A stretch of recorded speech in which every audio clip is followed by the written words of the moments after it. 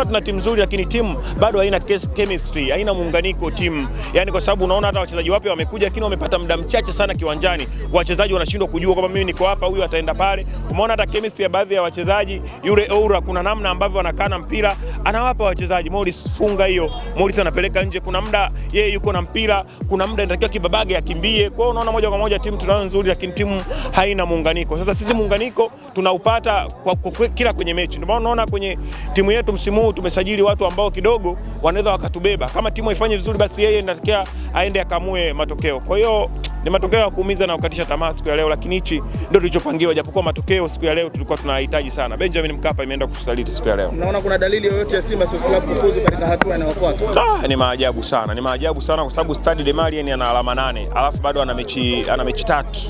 Ana mechi mbili.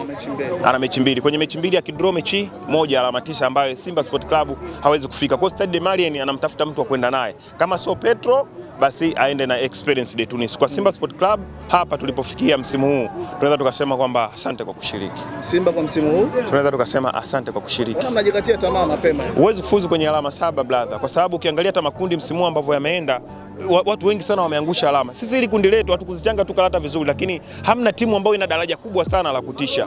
Ndio maana unaona hata makosa ya magoli. Sisi goli la kwanza tumefungwa kutokana na uzembe wa Kante, lakini goli la pili ni poor marking ya mabeki. Kwa nini beki anakuwa na mpira anafuata na mshambuliaji anarudi nyuma? Unaporudi nyuma unamsogeza mshambuliaji kwenye boksi.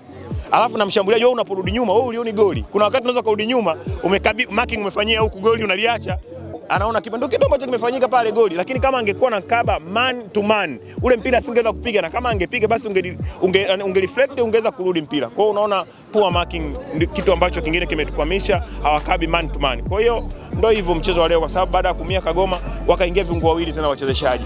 Kante kwa maana kwamba ni mchezeshaji, pia Kamala ni mchezeshaji. Ndio kitu ambacho kimetukwamisha siku ya leo, lakini mimi napeleka kwa wachezaji kwa sababu wameshindwa kuipambania Simba Sports Club. Lawama zingine nazipeleka kwenye benchi la ufundi. Wakati tumeruhusu goli 2, tungeirudisha timu kabisa kuja kukaba kaka. Kama una timu bora, kama uwezi kushinda, basi usifungwe.